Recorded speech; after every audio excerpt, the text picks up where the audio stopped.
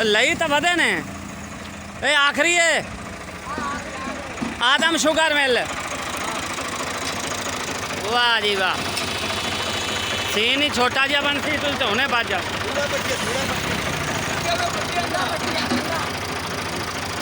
वाह जी